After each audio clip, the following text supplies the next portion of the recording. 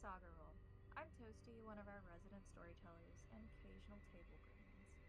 We are a group of friendly, like-minded individuals which enjoy sharing our interests with you, our audience.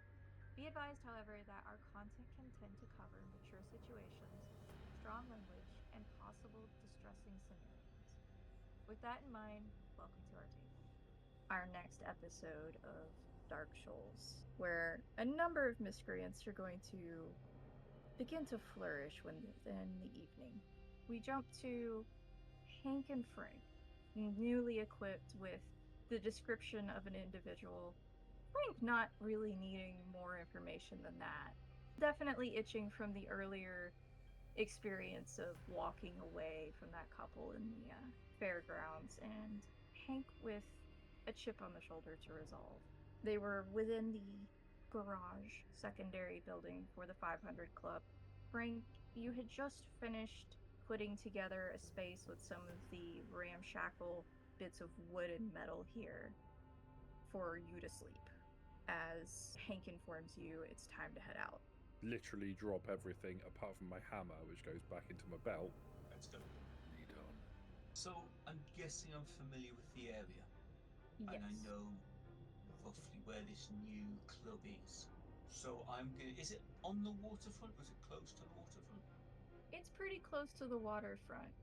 So you've heard rumblings about some of the more derelict buildings on the waterfront, the ones that people aren't willing to buy just for storage areas, being sold off for a pittance on the dollar, essentially, to anyone who's willing to do any kind of work. Government's not looking into it, city's not looking into it. They can just snap them up, run a business out of them with minimal effort.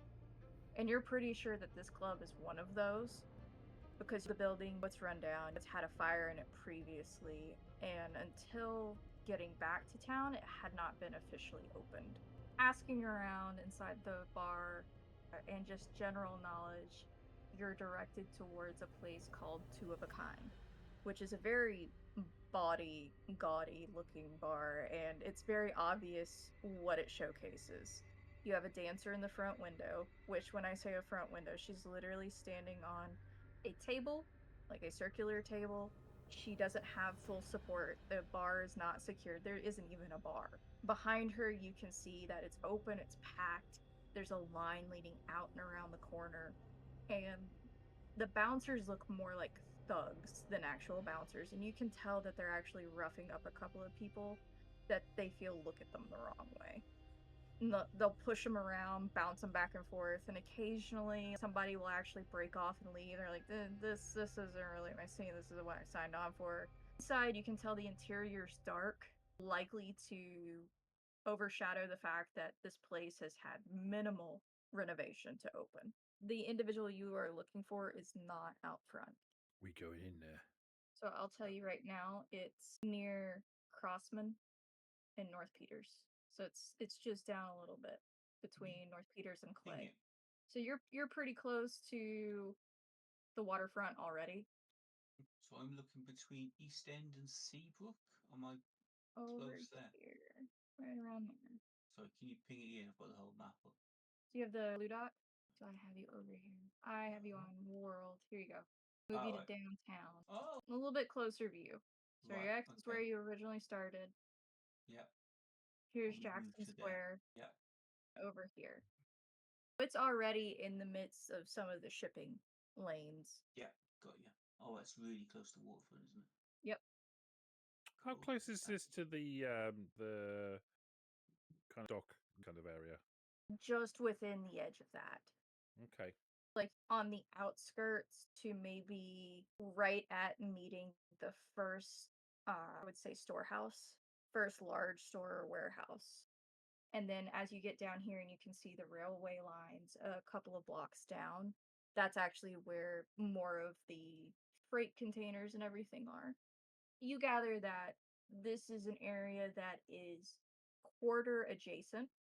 So they picked it, and it was also probably off the main path. So anybody who can't get into somewhere in the quarter, this is close enough that the business will still flow to them. We will do a queue to get in, or is it just a push away in job? There is actually a queue to get in, but you part of town looking at the building itself. You could probably just go around the back and figure your way in without much trouble. A number of Right. the windows on the second floor are still boarded and broken. We'll tap Frank on the shoulder and motion, and we'll head towards the back of the building. To give you a better idea of the building that you're looking at, it is a glorified rectangular brick building. And you can tell that the number of windows on the second floor that are still broken have fresh board behind them, like particle board. It's probably broke in the fire. They have been broken since this building was previously abandoned. Okay. Windows on the bottom floor, some of them are actually pushed up and open towards the back of the building, and you have sound and music spilling out of them as you walk along one of the alleyways. Very narrow, very different. Like, probably have to turn sideways at a couple of points to shimmy through here. You pass what seems to be a ramshackle kitchen where people are, it's about two or three people in there running back and forth. The smell of spices is fantastic, but you can tell that what they're working with and where they're working, you wouldn't necessarily want to eat anything served here. I'm guessing they have a high turnover of bouncers, so I'm just going to walk into the kitchen. Guessing there's a door leading into the kitchen. Yes. Or from the kitchen to I'm just going to walk in like I know what I'm doing, like I belong here, and push my way through the kitchen and into the club itself. I'm gonna follow exactly what Hank is doing.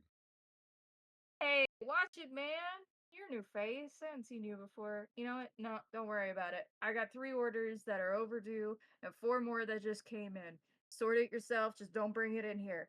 And the cook is going to turn back around at his station and go back to business. Okay, we'll grunt at him and kind of my way through and into the main club. Getting into the main club, it is a writhing sea of bodies. The light is terrible compared to the 500 club. People are tripping over one another, but there's so Thanks, many Rich. stacked. Really helping. There are so many people stacked in here. It's, you trip and you bump into 3 others. Okay. For men of your stature, it is difficult to easily move through the floor. And there, I was gonna say, is the music really loud? the music is very loud. People are trying to shout to one another on occasion, and you can tell that there are pockets here that have just given up and they've more or less ringed these tables. Like, it isn't a proper stage. There are no poles, and there is little to no buffer between the dancers and the onlookers. So, how this is set up is you have a general open warehouse layout. Somebody has brought in a counter. It looks like it's not even attached to the wall. It's just literally a surface that was able to double as a long countertop. Behind it, they have rough metal shelving lined with liquor bottles. That's about shoulder height to you guys. And you can tell that the bartenders, whenever somebody finishes a drink, if they haven't already ordered another, are immediately grabbing the glass, giving it a very cursory quick clean with a cloth or maybe a dunk in a soapy, have plastic tubs of soap and clean water back there. Just very quick, and then they set it back out. And it's on to the next drink. The tables themselves are not for sitting and eating. You can tell that anybody who's ordered food is actually kind of off to one side or against a wall where they're less likely to be bumped into and having to stand and eat from small baskets. The tables are actually where the dancers are located and they're spotted throughout the room. They're not even against the wall. The one that was up near the front window seems to have the best spot because people aren't really forming a crowd over there because the window is present. And we're talking like, remember in the Smith's kitchen, the elderly couple where they had that folding like table almost? There's a couple of those in here. It looks like some repurposed square wooden table. Like, these are flimsy. Frank's eyes are everywhere. This is the most people that he's been near since he's gone. Has he changed? A sea of bodies, loud music, strong smells, and just a den of debauchery. Can I make people out in this easily, or is it too dark? Yeah, wits awareness. Why Set is it at a. strength? What the hell? You don't have Eyes of the Beast, correct? I Do. was going to be my next question. Yeah, Okay. I need it. Would Look. certainly help you. There's enough light in here for people to be able to see the dancers. It's mostly colored, low colored lights. Some minimal, excuse me, not strobing effect, but you can tell that these lights have been very much jerry rigged in a way. Yeah. Like these are office lamps on the second floor with like tape across the front, the light on, and they're slowly moving them back and forth. Just Shit. all kinds of designs through the room, mostly dark blue and red in here. But I can't see shit, so I am going to activate Eyes of the Beast. Okay. I will say you could give me another wits awareness. Just set it at a 2 for this. Toasty, I just want to let you know, Yes. Frank is really on edge, Yes. and he is really close to just kicking off and killing everyone in here. And the only thing that's stopping him from doing this is the fact that he said that Frank was leading, that Hank was leading, rather. So he's Okay. watching what Hank is doing, watching for the sign, and that sign could be literally, it could just be a look, and he'll be going off. Okay. In Few this successes. situation, it is very much a sensory overload, especially after your own personal experiences post change have not included a crowd of this size. The 500 Club, even when you walked in, you were separated from the crowd. The music was loud, but it wasn't deafening like this. There weren't people pressed up against you immediately. Like, had space to breathe, to move, to actually think. Hank. Do I notice this at all? That Frank is looking on edge?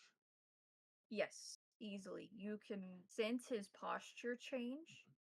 He is tense, almost coiled like a serpent ready to spring at a moment's notice. Put my hand on his shoulder and That's fine. say no, and say soon. Okay, calm. Just nods at you. And I'll scan the room for this soon to be deceased person. Looking around, you notice the lights up above, you notice the transparent colored plastic taped over them, and just the low quality of this place compared to your own club. And as your eyes make their way down from like this, not even a proper division. Like you think warehouse, it's a walkway up above that they're in the middle of and just using to position these lights. You make your way down from there over the sea of bodies, and you notice what looks like a couple of bouncers on the inside of the door, and you quickly mark them off. They similar build, but they don't look like the person you're looking for. And you roam any potential entrances or exits, you the kitchen behind you. And on the far side, what you think is probably the back door, you make your mark. But you have to get through at least half of the building to get there. Right. Okay. The fact that my eyes are now red, is that going to be taken as just part of the flashing lights, or is it way more pronounced than that? Depends on how obvious you're trying to be about it. If you're not making direct they're not glowing. Right. Okay. So like light catches them, they're more reflective than a normal person's eyes would be. Your eyes have definitely changed in hue, but because of the low light in here already, it's working in your favor. I am literally just going to push my way through the crowd. Okay. Close to 7 foot. It's not much smaller. We are literally going to just push our way through the crowd. I also have obvious predator. You, with your current situation, have already had a few people kind of way and around Frank, which is impressive enough considering the amount of individuals here. Unfortunately, due to how packed the place is, not everybody can actually get out of your way, Frank. Even if they are trying to not necessarily bump into you, you still have the occasional like brush or somebody brushes against your back occasionally. I don't think that's necessarily a problem for Frank. Like, crash of the bodies isn't really the important thing. It's the pure number of people that's probably more the issue. Like, Mhm. in fact, the people are touching him and jostling him. I don't think he particularly cares about that. It's just like the proximity of a large group of people that putting him on edge. But he's very definitely trying to follow Hank's lead. And Hank is just pushing his way through the crowd. Yeah, he's going to follow. You manage to wind your way slowly into the center of the crowd, and then you hear what sounds like not exactly an air horn, an alarm of some type. Very akin to what sounds almost like a fire alarm. Distinct enough you can tell it's not intended for panic. And as that happens, you start to feel like a roll in the room almost. It's very similar to how a wave looks at a game, but you can see it kind of sea of people turning into a literal sea of heads bobbing and moving together. And in that instance, you begin to feel liquid start to kind from above. Look up and reach out. Is it water? Is it blood? What is it? It's not blood. Blade. I was gonna say. It is not blade. Some scary dude appears at the door. I'm out with this. Yeah, I'm fucking out of here. Guys, we wouldn't know this yet. No, looking up, you actually see it's the sprinkler system, and some of Right. it has been tampered with to a degree. Somebody has turned it on, and like a hand and touching it, you feel like there's a film to it. There's something mixed into the water, but it's water. Feels oily or soapy if you rub your fingers together. It doesn't smell like petrol, though, right? It does not smell like petrol. Cool, No. that's fine then. In that case, Frank's me like, this is the cleanest he's going to have been in ages. What's GDI stand for? God damn it. Which we're gonna have to like you from gifts with really For those listening, there's a number of questionable gifts being played along with these descriptors, and I'm suddenly realizing my choice of words could probably be better. Moving on. He's focused. He just got his eyes on this guy, and he is pushing his way through. Not so much weaving now as going in a straight line. Just pushing past anyone that gets in his way. Okay. Awareness, both of you added to. It's fairly basic. It's not a visual, it's a scent. Is it difficulty 2? Yes, difficulty 2. Wits. 2 successes. Frank, No. all of your focus is forward. You've put this situation completely to the back of your mind as best you can. You're waiting for that signal. That is where all of your intent is. Hank, you notice that the water changes from whatever was originally in the lines. It becomes very almost sulfur smelling. It's unpleasant. And you can tell it's likely local water. Okay. Definitely doesn't feel good on the skin, but it's not burning you. What's the rest of the crowd doing? The rest of the crowd they seem more interested in partying than in thinking about it right now. Some people you can notice are leaving, like they're holding their nose and leaving, but it's not enough to make a difference in the number that are here. As many people that leave to come in. Are you trying to be stealthy in your approach, or are you just locking eyes with this individual? No, eyes locked, straight ahead, walking towards him. I don't know if you're aware of this, but we are most assuredly not the stealth aspect of the party. Aware of this. Yeah, I I'm can sneaking up still on give you the benefit of asking if you're making an attempt. And that's what I'll do. I will give you the benefit of asking if you make an attempt. No. Doesn't mean I anticipate it. I just want to give you the option. All right, our 2 brick walls move through the sea of people. Split around you, not much difficulty. Everybody in here, like, I would say out of the 50 plus people packed into this space, you are easily the 2 largest, if not among the 4 largest people here. The bouncer that you're actually heading for is about a head shorter than both of you, and his frame, while it's imposing, is nothing compared to either of yours. As you have your eyes ahead, you notice Hank make a very just noticeable and direct head tilt to the right a little bit. Hank, this isn't anything that you're doing intentional. It's you following the bouncer as he's now made eye contact with you. And you going? Looks like the signal. I'm going straight for him. I'm just let me lay out the situation really quick, okay? You've managed to make eye contact with the individual, Yeah. and he's noticed you. He doesn't blink, move away, anything for a few moments, and as you are just pushing people aside, essentially standing and swimming through them, um, slowly moves along the interior wall, keeping your direct gaze. And when he notices that your head follows him, he moves back to the door and starts to head to leave. Okay. The point in time when he goes to bolt. Frank, you watch the head movement. Drop my shoulder Mhm. lower, and I Yeah. start to move at pace. I probably will activate potence, and anything in front of me is going to be flattened or pushed out of the way. Okay. In that case, could you give me a strength athletics? We're going to put the difficulty at 2, and you could add what are you activating under potence? Prowess. I believe that requires a Oh, yes, it does rouse. require a rouse check. Where's my rouse button? There it is. Luckily People- for everyone involved, I'm not even more hungry than I am already. Let's double check, see if you get a benefit for this. I think prowess should allow me to pop my potence on. Half your potence rating, yep. That's half my... For your damage, but in this instance, because you're not trying to be delicate, I'll permit it as a bonus to the die roll. So half my potence level. Correct. So that would be 2 because I have 3 rating in potence. No, it'd be 1. It'll be 1. Okay. Be 1. Oh yes. Oh, not favouring the players. Interesting. I have a difficulty rating. 2. Perfect. How No many you problemo. get? Just the 3.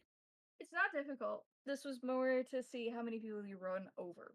Thankfully, because you drop forward into this stance, you feel a shift behind you, and Mhm. suddenly Frank is moved to your side and forward, and he's going direct line between every person, and if they're not moving out of the way, they get shoved out of the way. Okay. I imagine this is very much kind of channeling, like he played football when he was in school. It is exactly like that. You are down in position and you are going straight forward, and none of these people are built to tackle you or stop you. There's a bit of commotion after the first few feet of this, and you notice some people are starting to notice and trying to move out of your way. Unfortunately, you catch a few. You think you probably give them a minor injury here or there to a leg or their side, and those nearest the door are actually trying to out of the door to get out of your way by the time you're there. Has he got the door open? The door is also open, it's almost an exact copy of the injury on the front. The other guy Fine. has slipped out by this point. Okay. Following Frank's lead, just pushing through people now, as fast as I can through these people. Just Do go I my need weight, to- mate. You'll be good. Well, I was going to put Travis on as well. Oh, okay. Cool. Make a Um, real mess. Yeah, literally just carve a pathway two, 3 wide. Alright, yeah. In that I case, don't get hungry. God damn it. Yeah. Only if doesn't matter. So, I just literally now, I don't want to lose him. If I lose him, he's going to go to ground. So I'm pushing as hard and as fast as I can to get to the door. in that case, difficulty is 1, and athletic strength as well with half of your potence. And get an additional 2 die onto it because you're working with Frank. So it's an athletics strength. The dice modifier my potence is 2, so it's an additional 1 plus another 2. So 3. Pool size modifier is 3. Yeah. The difficulty Correct. is 1. 5 successes. Where you notice that where Frank on his own, he had been able to start to hurt people out of the way. You violently if they aren't moving, they're going down.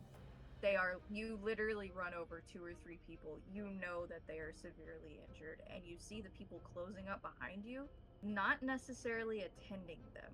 I can just feel, because of the way the room has been, that the bodies are just enclosing on others. You've made the space in front, it's got to come from somewhere. As you both reach the door, the other bouncer tries to reach out to stop you, and as he actually catches your shoulder, you hear a crack, and he yells. And it's lost in the moment with how quickly you're moving. 2 or 3 people get shoved, thrown off of the steps in front of both of you. You manage to get through the door without, like, jammed in there together. And give me wits awareness. You're trying to figure out which way this man ran. This would put you on Crossman behind the building, by the way. Okay. Do you want to also roll? I did. Oh, sorry. Both of you too. Yep. The chaos that you had just created, you notice running towards the wharf itself, so to your left, coming out of this building, is the man, full sprint, just trying to get away as quickly as he can. He hears the commotion and looks over his shoulder before taking a turn between two buildings to try and lose you. So you see him bolting down Crossman, and he takes a sharp right towards the canal. If you look over at Frank, he's got a great big toothy grin on his face. Small back. So let's fucking get him. The two of you dart off into the darkness together. And with that, we will move over to Peter. Yes. And we get to post funny memes while you're trying to sort stuff out now. Yeah. I've spectated. Peter, you've finished making your Xerox copies. You have a new folder of valuable information tucked under one arm. And you have just made your way out of the offices. Where is your next header? I don't really know where anyone else has gone. You So know they that they were going to the 500 Club, but that was Yeah. about it. Yeah, roughly head sort of that direction, see if I can see anybody else. You make your way back towards the 500 Club, and after finishing your business, the others have actually dispersed at this point in time. You notice that the quarter itself is quite busy. If you would be so kind as to give me a wits awareness at difficulty 4. Successes out of 4. It seems like the general hubbub of an evening in the French Quarter. You can see the remnants of what looks like a protest clearing out on your way through, back to the heart of the area. It looks like it had been more peaceful than anything, and despite all of the heightened social awareness and tension recently within the States, New Orleans has always been a decent blending pot, specifically in the quarter area. People are more interested in having a good time and laissez-faire than actually sticking it to one another when it comes to surface level disagreements. You round the corner and you notice the 500 Club. Never really clicked with you how much of a straight shot from the office it was, so you actually started looking for it. It looks busy. There's a queue out front of most places, a couple of billiard bars are open air, and you can see people milling out into them, going through and out the other side. A lot of these buildings have foldings and dividers for the first floor if they're on the corner for most of their main walls when it comes to the street facing sides, and you can see support beams between. With my criminal contacts, I'm assuming that I probably have a CI at least. Yes. Are they likely to be nearby? I haven't even thought about who they are, to be honest. Just to get like the mood of the town, if they know anything, rough ideas about missing persons and stuff, rumblings. It depends on the evening. During the weekdays, they're going to be at a few places here, typically near a corner where they can keep an eye on things or kind of people in particular directions that they might be looking for. Your CI is less in the heart of the French Quarter and more towards the fringes of Bourbon Street itself. So they avoid the civil court building, the courthouse. They avoid most of the government here. You would find them probably along the intersection with St. Philip or the Barracks Street intersection. So you've got about a 4-block radius over there, roughly in this area. Maddie typically skulks a good pace around here. Occasionally he'll dip his toes a little bit closer in on Bourbon Street, but he never goes further than Orleans. Okie dokes. I'm just going to keep an eye out for him. Just going to prop myself up against the wall, see if I can see him, or wait for him to come by. If he does, but just generally going to soak up, see if there's anything amiss. Use the old intuition, see if there's anything generally amiss other than the general social goings on. Like a normal evening for the quarter itself. With senses a little bit finer tuned these days, you're starting to notice things that stand out a bit more. You were already pretty in tune with the not necessarily underworld version of things here, but the criminal element itself. You see a lot more than you realized. For every tourist, there's a trap. And you're now noticing that. It's not necessarily the buildings themselves, but there are people in wait. And you can notice there's a number of pickpockets just winding their way through the street with ease. There are a number of individuals very similar to what Maddie does, just bankrolling others, hands passing between one another in a relatively nice and innocent exchange of greeting, and you see that they're passing drug and money, whereas before you would have noticed maybe half of these. The itself, you can tell, has fallen into more disrepute than before, and you probably believe it to be due to the amount of strain that the missing persons cases are actually placing on the task force, the police force itself. You've up for the evening. You keep out an eye. Yeah, I don't really want to do too much about it. I don't want to draw too much attention to myself. So I No, don't you're want to like interject, grip anyone up or anything like that. So I'm just gonna keep an eye on it and see if there's like a kind of or in group of individuals that are sort of leading. So I can perhaps maybe those as a contact at a later stage. See if there's like or sort of handlers for the drug dealers or anything like that. yes. In fact, you're able to mark at least 3. You notice there is 1 pimp and 2 handlers within this area after you make your first circuit. Because I imagine you do the whole circuit first, then you find somewhere to post up. Yeah. You bump into Maddie particularly, but you notice that somebody's working his usual alley corner. It's a young woman with short, almost pixie blonde hair, and she's wearing a very loose fitted, brightly colored blouse. It's almost like she's hiding in plain sight. You can tell that she's drawing enough attention to herself to have people around her. And that's throwing off the eyes of others because you do notice that there is a police presence here in the quarter, but they're strapped. The pimp, you notice, is working at the far side, closer to Decatur, actually down here. He seems to be very laid back, but you can tell that what he is just obvious from the setup they have going.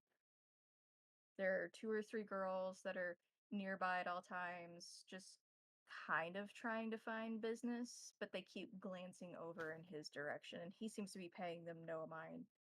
He's sitting with someone else who you believe is probably someone's pusher, and that's your secondary handler for the evening. It's another, we would say, probably young man, maybe late teens. He's got warm skin, dark eyes, dark hair, seems pretty lithe of build, and it looks like he's only been doing this recently. He might even be working directly for the pimp who might be branching out. I'll make way over to the girl on the corner, the blonde with the hiding in plain sight. I'm gonna make my way over to her. She makes eye contact with you because she's alert to people making their way towards her, and she gives you a very disarming, warm smile. How can I do for you? Where's Hunty? I'm sorry, I don't know who you're talking about. Come on, kitten. Don't play coy. Where's Hunty? She looks you up and down. Do you have any markers that you are with the police on you right now showing? Not showing. I have my badge with me, but not overtly showing. So if I need to flash it, I could flash it subtly. Are you trying to intimidate her at all? No, yes and no. I'm just. I don't want to like whip out and show everybody, so to speak. I'll just like edge the corner of the badge just to catch her eye rather than. Well, that's a cute little toy you got there. Me and Hunty go back a long way. Mm-hmm. Just want to see him. Been around a few nights. I picked up his work. That's not normal of him. Well, just kind of shrugs. And turns her head very briefly to make eye contact with somebody else. Gives them the same smile she gave you. Seems genuine. but it's the same smile. And then she turns her attention back to you. So can I do something else for you? Are you looking? No. If you want information, if I have anything, gotta make an exchange here. Business. What's the rate to? Look, you palm me a 5. I'll look really surprised and happy, pass you one of these empty ones, and tell you where you can go stick your nose. How's that? Maybe you'll find some more information. I've got a bit of cash on me, haven't I? You do have a little bit of money on you, yes. You do have your wallet, so whatever you think you would carry with you. Remember, inflation is not what it is these days. 5 is pretty steep. I'll give her a 10 and say, keep the change. Her face lights up and she holds out her hand as if for you to like take and kiss the top of it. Yeah. Look at you. You know how to be a gentleman. All right.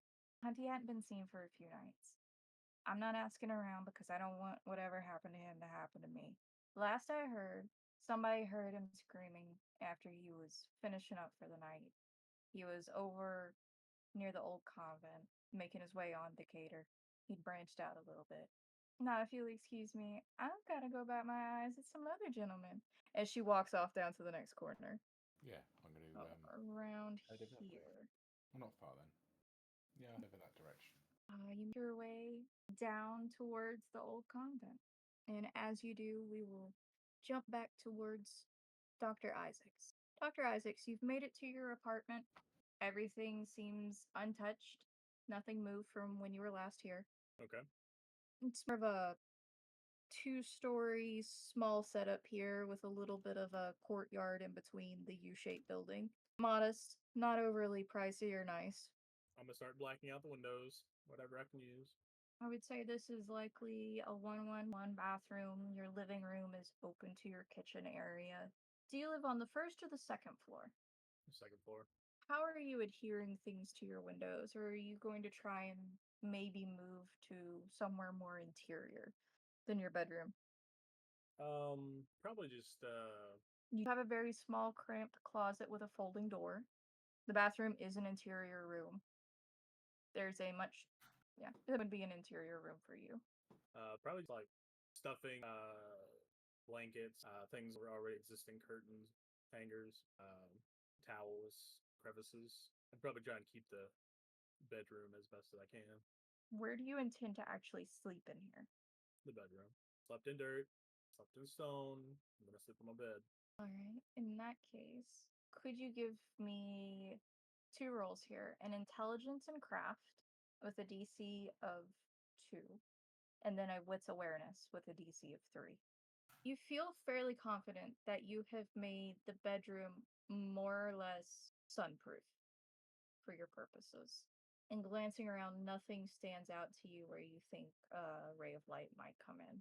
You've shifted some of the furniture, not so much that it would be odd to see the shift. It still looks like a decent bedroom layout, but you can feel safer that the bed's over in the corner, away from where the sun might come through the window.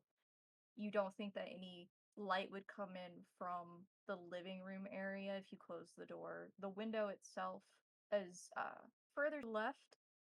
If you look at the room from where you enter, it's almost directly across from your door.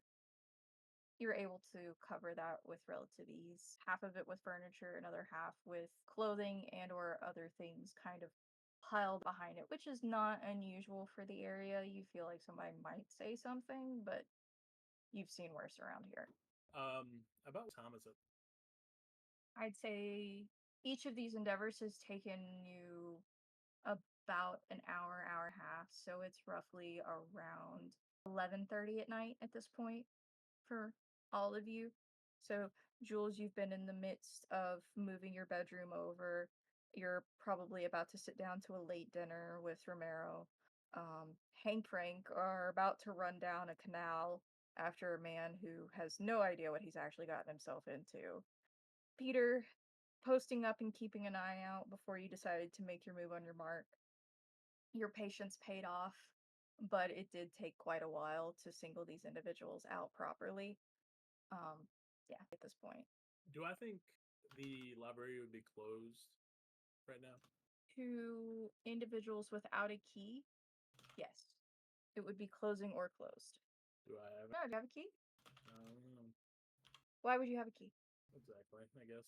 I mean, a little bit of luck in this for you if you want. Okay. What's your relationship with the library? And which library are you talking about? Are you talking about the campus or the library itself? The library. Okay. So, library, a possibility it may still be open. All right. I'm gonna try and go to the library. It's still early enough in the night. And as the evening deepens, our individuals scatter to the wind, covering different points of the French Quarter itself. Jules, where have you ordered in dinner from? Or have you requested the house chef to actually make you something specific? I'm thinking that Jules will probably request her favorite meal, which is boudin. So I'm pretty sure the chef would make some boudin for them. A fantastic choice.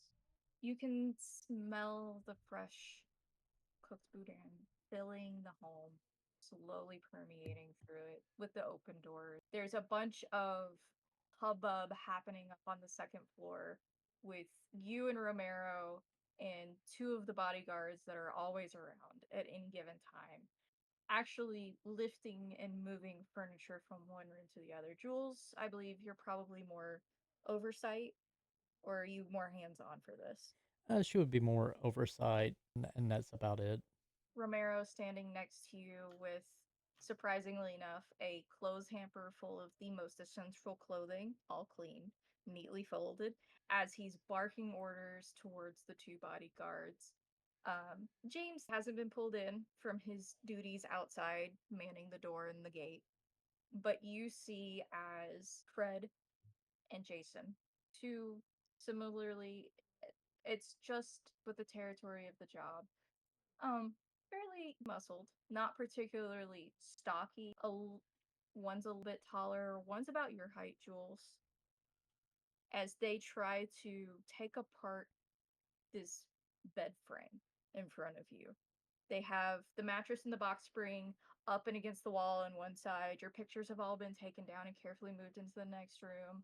Your dresser was moved first. It was quite an ordeal, and now they're trying to take apart this, would you say, antique bed?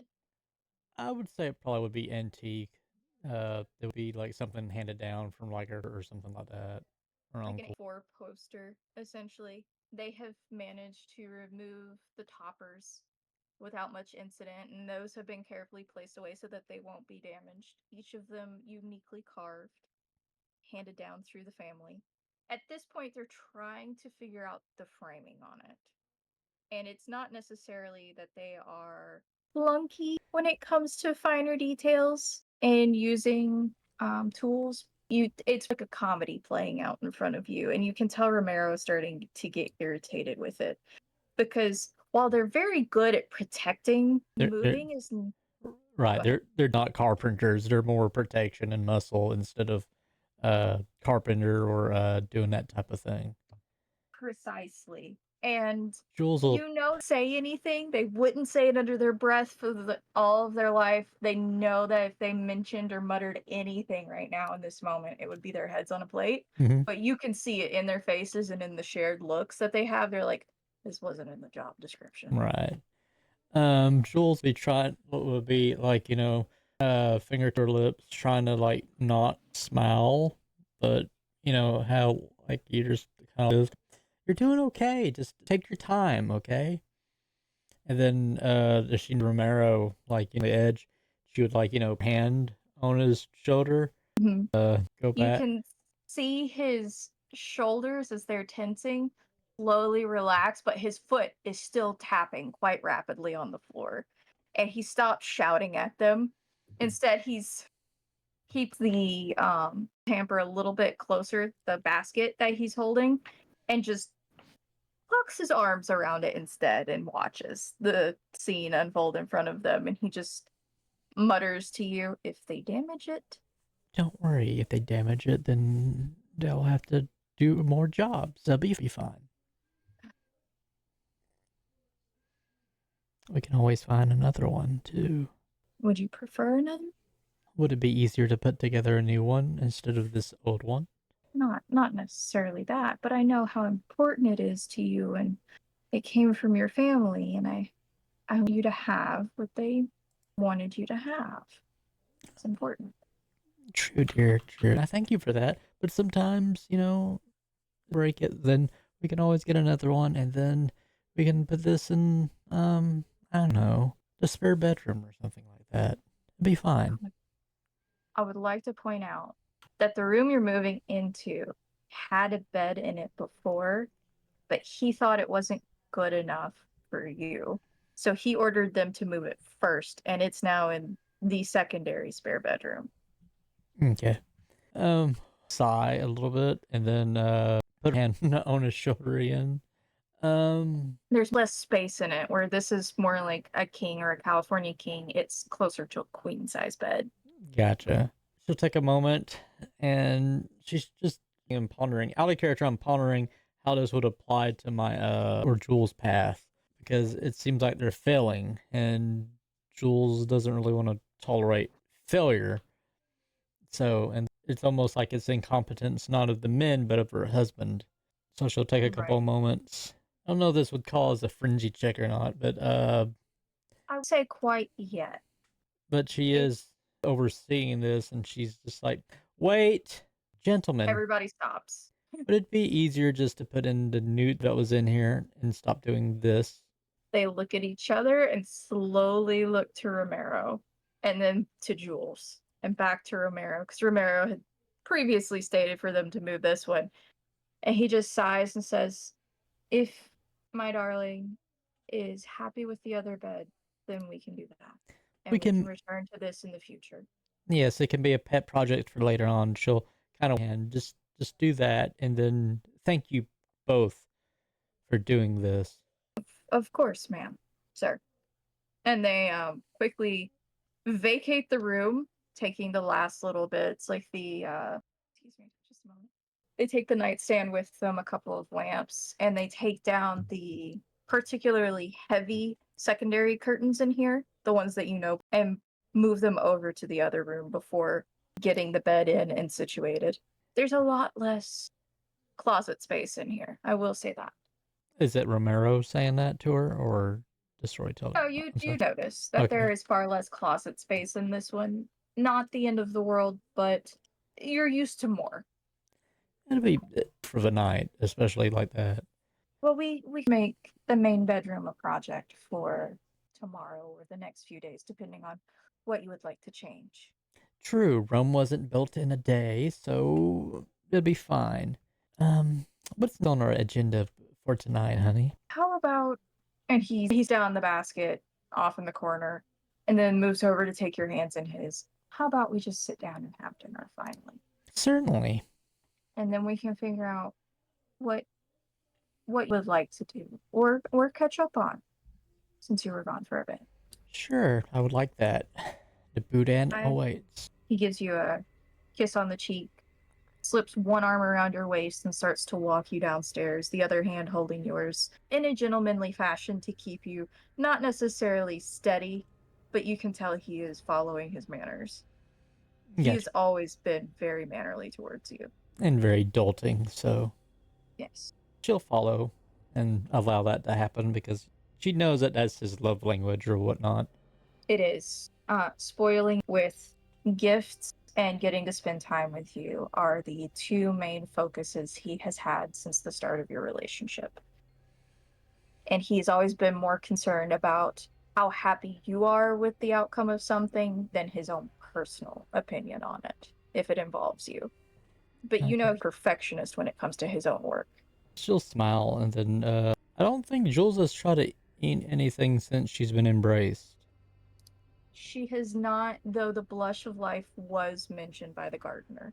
Right, she'd had lust of sheep of life before she met the James. So, Correct. and also in the club. So she's really good. And I think I'm at 2 hunger. You definitely go for a bite to eat if it would satisfy.